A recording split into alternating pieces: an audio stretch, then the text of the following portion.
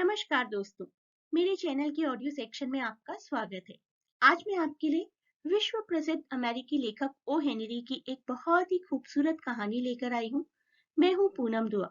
ऐसी ही दिलचस्प कहानियां आपके लिए लाती रहूंगी।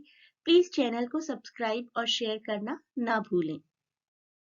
हमारी आज की कहानी का शीर्षक है 20 साल बाद, आफ्टर 20 years। ओ हेनरी की बहुत सी कहानियां हमारे ऑडियो सेक्शन में कवर की जा चुकी हैं, जिसकी वजह से हम ओ हेनरी को बहुत अच्छे से जानते हैं। इनका मूल नाम था विलियम सिडनी पॉटर, जिनका जन्म 11 सितंबर 1862 में अमेरिका के ग्रीन्सबरो, नॉर्थ कैरोलिना में हुआ था। वे आमतौर पर अमेरिकी लघु कथा लेखक के रूप में जाने जाते हैं।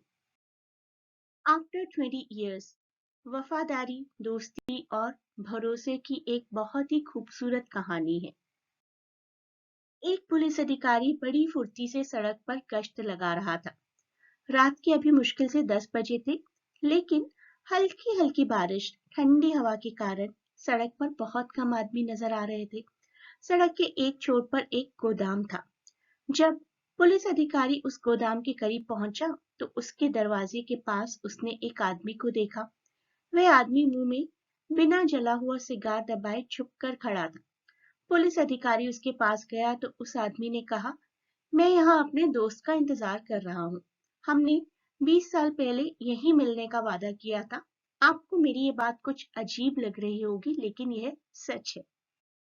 यह कहकर उस आदमी ने दिया सलाई की तीली जलाकर सिगार सुलगाया।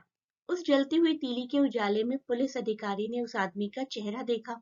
उसका चेहरा पीला था, आंखों में चमक थी, दाहिनी भौं के पास एक छोटा सा दाग था। टाई पिन में एक बड़ा सा हीरा कुछ अजीब तरह से जड़ा हुआ था। उस आदमी ने दोबारा कहना शुरू किया, 20 साल पहले इस गोदाम की जगह बिग जो नाम का रेस्तरां हुआ करता था। आज से ठीक 20 वर्ष पहले ऐसी ही रात को मैंने अपने सबसे अच्छे मित्र जिमी के साथ इस रेस्तरां में खाना खाया था। उस रात हमने निश्चय किया कि अगली सुबह 20 वर्षों के लिए हम एक दूसरे से अलग हो जाएंगे। इन वर्षों में हम जीवन में कुछ बनने के लिए संघर्ष करेंगे और जो कुछ बन पाएंगे बनेंगे। ठीक 20 वर्ष बाद इसी समय हम फिर यही मिलेंगे, चाहे इसके लिए हमें कितनी ही दूर से क्यों ना आना पड़े, चाहे कैसी भी परिस्थिति हो। यह सुनकर उस पुलिस अधिकारी ने कहा, यह तो बड़ी दिलचस्प बात है।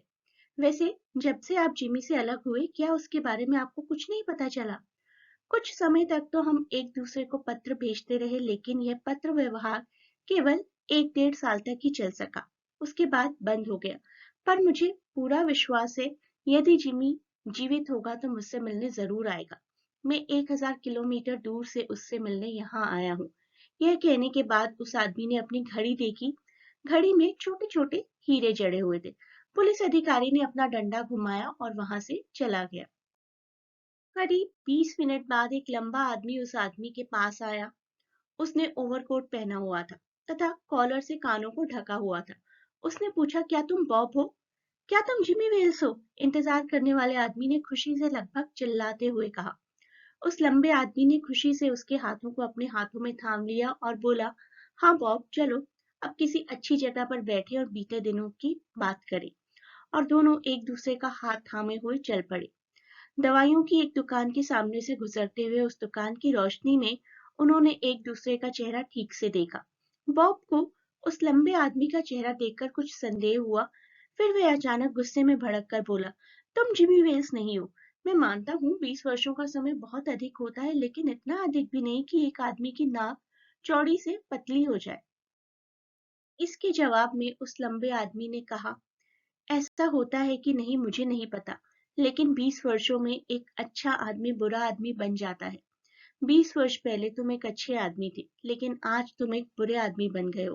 खैर, ये कागज लो और पढ़ो। बॉब ने कागज का टुकड़ा उसके हाथ से ले लिया और पढ़ने लगा।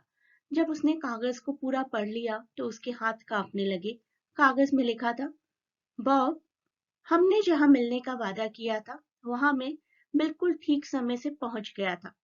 पर जब तुमने सिगार सुलगाने के लिए दिया सलाई जलाई, तो मैंने तुम्हारा चेहरा देखा और मुझे यह देखकर बहुत आश्चर्य हुआ कि तुम वही आदमी हो जिसकी तलाश शिकागो पुलिस कर रही है।